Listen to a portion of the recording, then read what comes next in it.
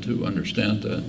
So if you read Milton Friedman and other apostles of so-called libertarianism, they don't call for democracy. They call for what they call freedom, which is a very restrictive concept of freedom.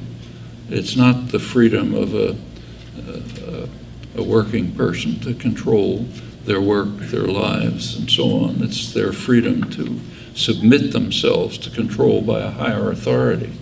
That's called freedom, but not democracy. They don't like democracy, and they're right. Capitalism and democracy really are inconsistent. Actually, what's called libertarianism in the United States is about as extreme an example of anti-libertarianism that you can imagine. They're in favor of private tyranny, the worst kind of tyranny. Tyranny by unaccountable private concentrations of wealth. When they say, well, we don't want government interference in the market, they mean that. They mean, maybe they don't understand it, but if you think it through, it's pretty obvious. The kind of interference in the market they want to block is the kind that would permit unconstrained tyranny on the part of totally unaccountable private tyrannies, which is what corporations are.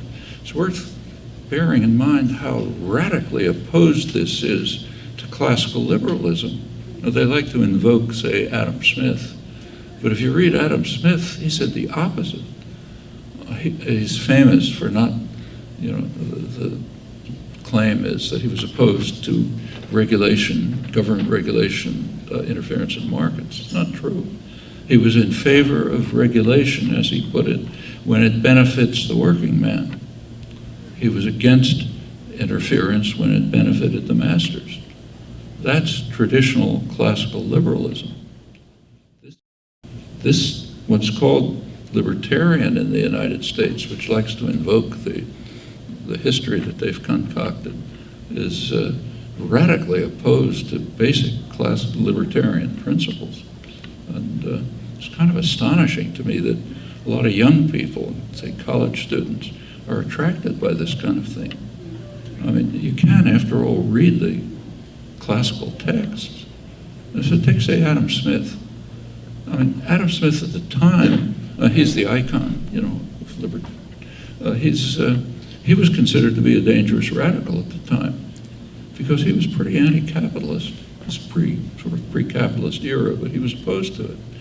He condemned what he called the vile maxim of the masters of mankind, all for ourselves and nothing for anyone else.